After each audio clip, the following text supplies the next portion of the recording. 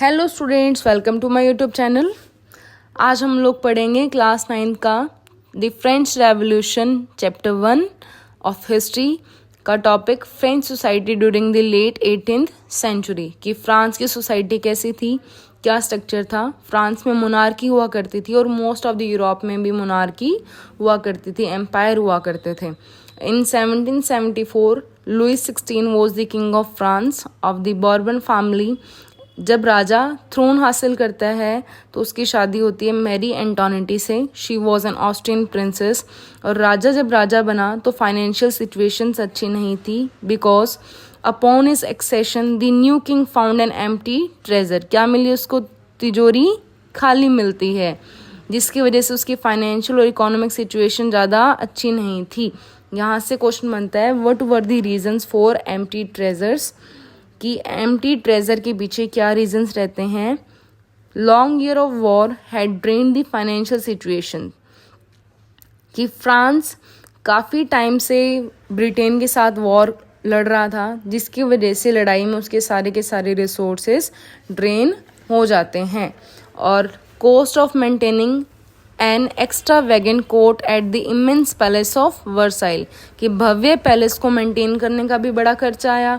दूसरा, उसकी शादी हो गई और जो वाइफ थी बड़ी ही खर्चीली थी। France helped American 13 colonies to gain its independence from common enemy Britain, कि फ्रांस का दुश्मन कौन था? ब्रिटेन। और फ्रांस ने अमेरिका की हेल्प की आज़ादी लेने के लिए। तो फ्रांस ने अमेरिका को पैसे भेजे और फ्रांस के ऊपर ऑलरेडी कर्ज था और फ्रांस अमेरिका को पैसे भिजवा रहा था, जिसकी वजह से फ्रांस की ट्रेजरी क्या हो गई? एम्प्टी हो गई। अब हम लोग एक फैक्ट की बात करते हैं। यहाँ से एक फैक्ट अराइज होता है क्या, कि स्टैचू ऑफ लिबर्टी आज हम लोग देखते हैं, ये एक गिफ्ट फ्रांस की तरफ से अमेरिका को मिला था, क्योंकि जब अमेरिका ने आज़ादी हासिल कर ली थी as a sign of liberty. Liberty क्या होता है? आज़ादी। French society during the late 18th century कैसी थी French society? It was a feudal society, जिसको हम लोग बोलेंगे the time period before 1789 is known as old regime. French society in the 18th century was divided into 3 states and only member of the third estate paid taxes, कि first state और second estate क्या करती थी? By birth privilege को enjoy किया करती थी।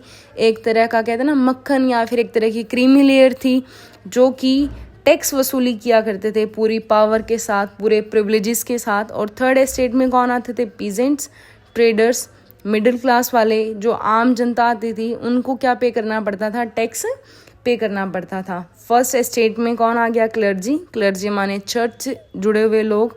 Second estate में आ गया नोबिलिटी, माने किंग या फिर फ्यूडल लॉर्ड्स, या फिर जो भी उसके एडमिनिस्ट्रेशन के अंडर में जो भी लोग आते हैं वो।